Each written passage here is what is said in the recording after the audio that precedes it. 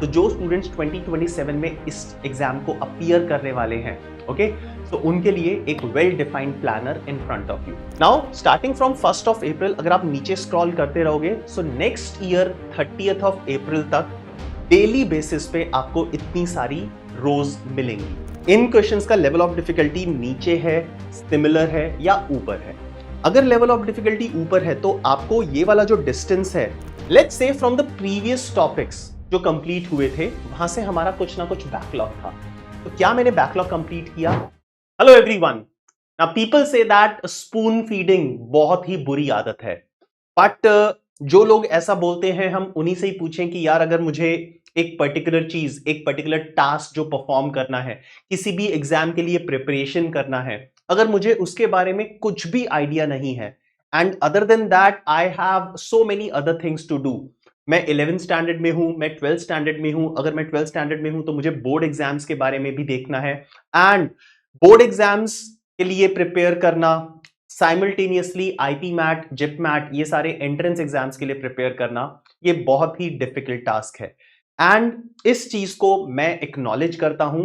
That's why my dear friends, I am there in front of you to help you out. I will not call it spoon feeding, but मैं आपके लिए LRDI का complete 1 year नहीं, in fact 13 months का पूरा planner लेके आया हूं, so that first of all you would know कि हमें आगे फ्यूचर में क्या क्या चीजें करनी है। अगर आपके सामने आपके टास्क जो भी हैं वो वेल डिफाइंड हैं, एलआरडीआई के लिए वेल डिफाइंड है, वर्बल आरसी के लिए वेल डिफाइंड है, क्वांटिटेटिव एप्टीट्यूड के लिए वेल डिफाइंड टास्क आपके सामने हैं, अगर ये सारे के सारे टास्क आपके सामने प्रॉपरली डिफाइंड है, तो आप उन सारे टास्क को अच्छे तरीके से कंप्लीट कर पाओगे। सेकेंडली, अगर आपके सामने वो सारे टास्क हैं तो आपको पता है कि आपका टाइम टेबल क्या है, and accordingly you will be able to divide your time across all the different sections as well as the other things that you are engaged in like your board examination. Okay, so अगर मेरे पास complete 1 year का planner already सामने है and step by step, day by day, week by week, month by month मैं अपनी progress को track कर रहा हूं, तो इससे बढ़िया कोई बात नहीं हो सकती, right? So friends, we at IPMAT वाला are helping you in this task because we understand यार आप ऑलरेडी अभी स्कूल में हो, ठीक है, एंड ठीक है, you all are grown up kids, but इतनी सारी रिस्पॉन्सिबिलिटी एक साथ लेना, इतनी सारी रिस्पॉन्सिबिलिटी 10th के बाद 11th में आए हो आप, 11th के बाद 12th में आए हो, एक साथ इतनी सारी रिस्पॉन्सिबिलिटी आपके कंधों पे आ गई, तो प्रोबेबली ऐसा हो सकता है कि everybody will not be able to handle such big task. Okay, तो हमने क्या किया, इस चीज को डिवाइड कर दिया एंड आपके सामने मैं लेके आया हूं आईपी मैट, जिप मैट, ये जो आपने कोर्स ज्वाइन किया है, इसका पूरा का पूरा एलआरडीआई का planner for the academic year, for the examination year 2027। तो जो स्टूडेंट्स 2027 में इस एग्जाम को अपीयर करने वाले हैं, ओके, सो उनके लिए एक well defined planner in front of you. Before this Juhi ma'am already अपना प्लानर शेयर कर चुकी हैं, तो अब आपको क्या करना है, इन दोनों प्लानर्स को, या फिर 5 सर एक प्लानर आपके साथ शेयर करेंगे, तो ये सारे के सारे प्लानर्स को इंटीग्रेट करना है, कंबाइन करना है, एंड जो भी प्रोग्रेस है उसको डेली बेसिस पे, वीकली बेसिस पे, मंथली बेसिस पे ट्रैक करना है, रिवाइज करने हैं अपने task, and just keep going ahead. So let's begin with the planner of 2027. So as you all know, we have prepared an Excel sheet for you. एक पूरा का पूरा आपको फॉर्म मिल जाएगा, right? And this form will be dynamic form. तो ये हर एक student के हिसाब से लाइक अलग फॉर्म होगा, and you can fill in the information, जो भी टास्क कंप्लीट होते जा रहे हैं उनको चेक मार्क करते रहो, एंड रियल टाइम बेसिस पे आपको अपनी परफॉर्मेंस, अपनी जो भी टास्क कंप्लीशन टारगेट्स हैं वो आपको देखने को मिलेंगे। So this sheets looks like this, fine. So IPMAT 2027 manifesting our विजयी मूवमेंट। तो ये मैंने जूही मैम से इंस्पायर होके ये लाइन लिखी है, राइट? तो जैसे जूही मैम आशीर्वाद देती है ना, विजयी भव, सो यार ये जो आशीर्वाद है ये सिर्फ जूही मैम की तरफ से नहीं, ये हम सब की तरफ से आप लोगों के साथ है। शीट में पहली चीज जो आपको फिल करनी है, अपना नाम फिल कर लेना यहाँ पे, ठीक है? So fill in your name, right? And this is our dream name, let's make it happen. Alright, तो यहां पे आपको month by month progress report देखने को मिलेगी। तो month end progress in terms of percentage of the number of task that are assigned to all of you, right? So April, May, June, so April से start करके next year April तक, तो total of 13 months. तो first of April से start कर रहे हैं, first of April 2026 से स्टार्ट कर रहे हैं हम, एंड 30th ऑफ अप्रैल 2027 तक की आपको प्रोग्रेस रिपोर्ट यहां पे मिलेगी। तो नीचे यहां पे दो शीट्स मिलेंगी आपको। First sheet is dashboard, okay, and यहां पे आपको अपना मंथ बाय मंथ ट्रैकर मिलेगा, कितनी परसेंटेज आप प्रोग्रेस कर चुके हो, ठीक है। अब ये जो चीज है, ये परसेंटेज, ये ऑटोमेटिकली फिल होगी, तो आपको यहां पे परसेंटेज वगैरह कुछ कैलकुलेशन करने की जरूरत नहीं है। सारे के सारे फॉर्मूले हमने इस एक्सेल फॉर्म में अप्लाई कर दिए हैं। तो आपको क्या करना है मैं अभी बताऊंगा। तो सेकेंड शीट पे जाते हैं, which is called the task master. Alright, task master यहां पे 1st ऑफ अप्रैल से स्टार्ट है, as you can see, right.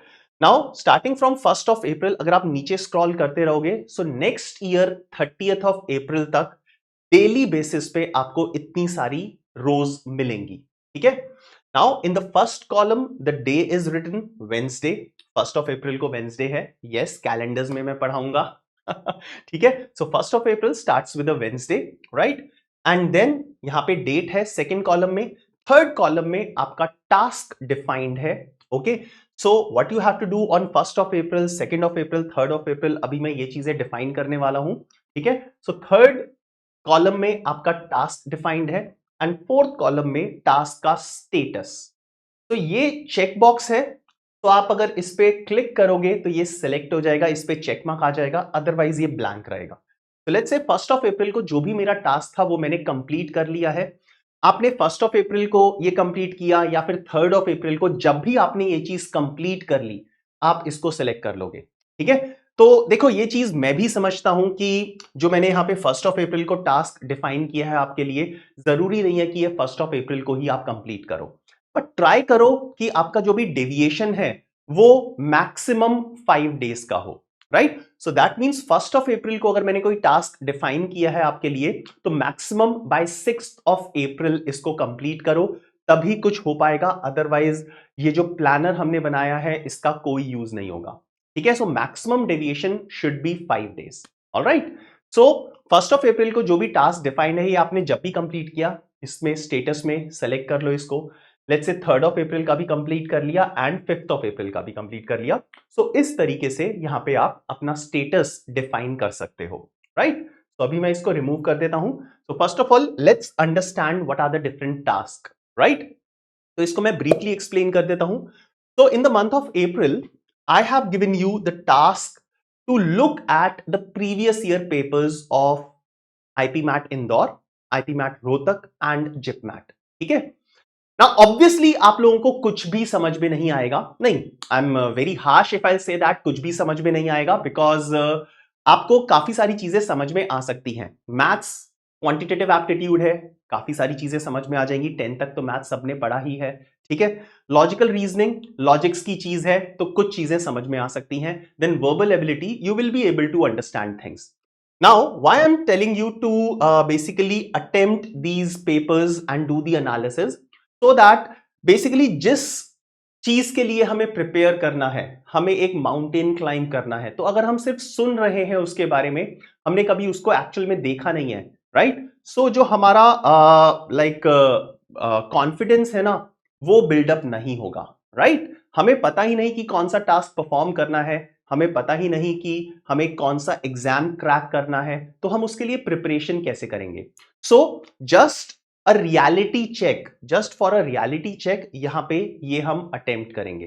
तो 1st of April IPMAT Indore 2025 last year का जो पेपर था वो आपको अटेम्प्ट करना है, ठीक है। देन नेक्स्ट डे इसका एनालिसिस करना है। तो एग्जाम को अटेम्प्ट करने में आपको 2 घंटे, 2.5 घंटा, 3 घंटा, जो भी एग्जाम का ड्यूरेशन है उतना ही टाइम लगेगा, ठीक है। आप थोड़ा सा एक्स्ट्रा टाइम भी दे सकते हो, हमें सिर्फ फेमिलियर होना है इन पेपर से।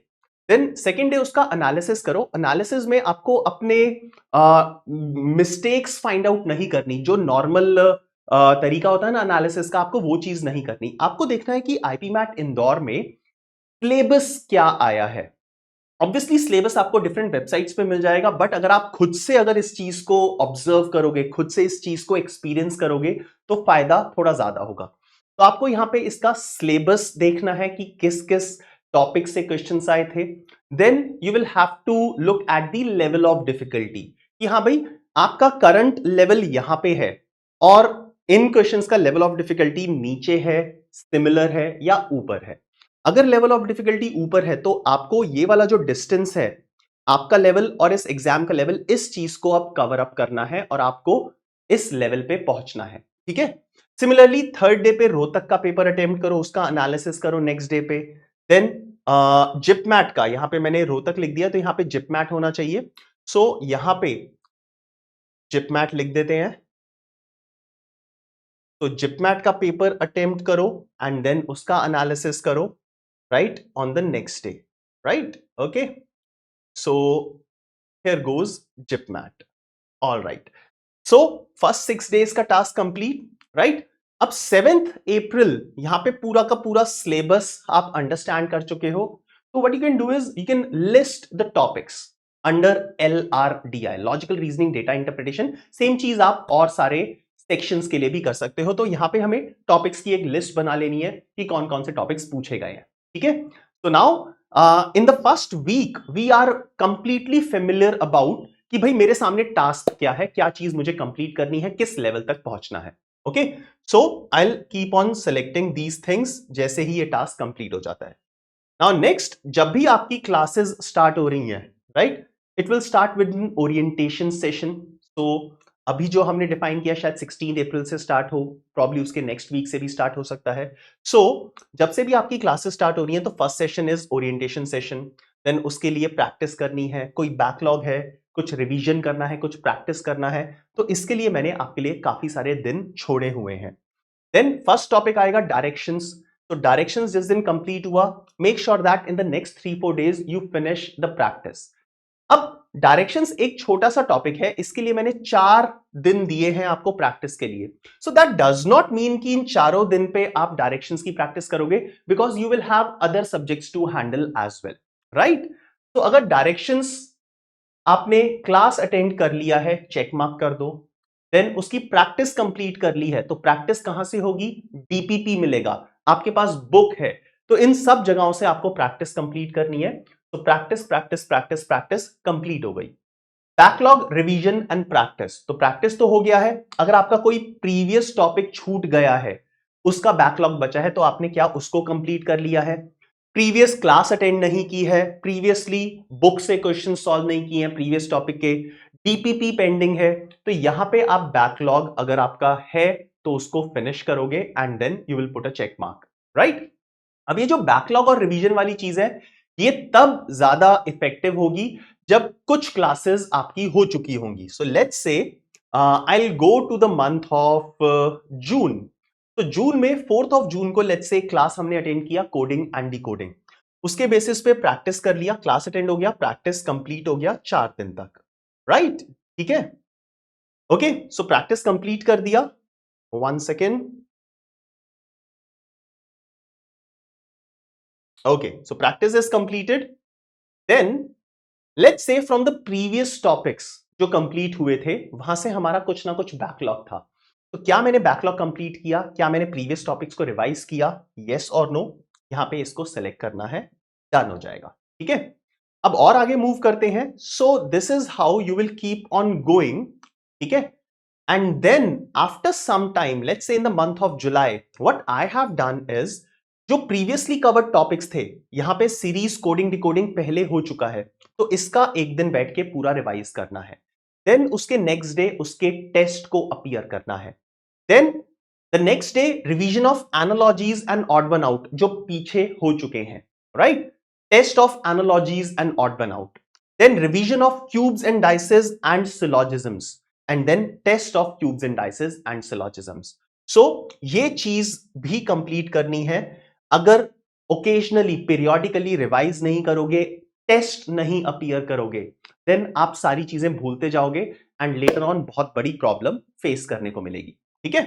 नाउ जल्दी से आगे चलते हैं एंड अब इसी तरीके से ये चलता रहेगा and once we will complete our syllabus, इसके साथ साथ रिवीजन भी चल रहा है। जैसे यहां पे आप देखोगे revision of distribution, test of distribution, revision of games and tournaments, test of games and tournaments and so on.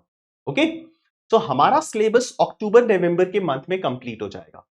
Now once our syllabus is completed, I have given some time to revise the entire syllabus. So one entire week is given to you to revise your entire syllabus, right? Now November में अब आपको क्या करना है, every day एक practice test करना है, okay? So practice test का फायदा क्या है? सबसे पहले तो आपकी टेस्टिंग हो जाएगी कि भाई कितना याद है, कितने पानी में हो। Secondly, आपको समझ में आ जाएगा कि किस लेवल ऑफ डिफिकल्टी को अटेन कर लिया है।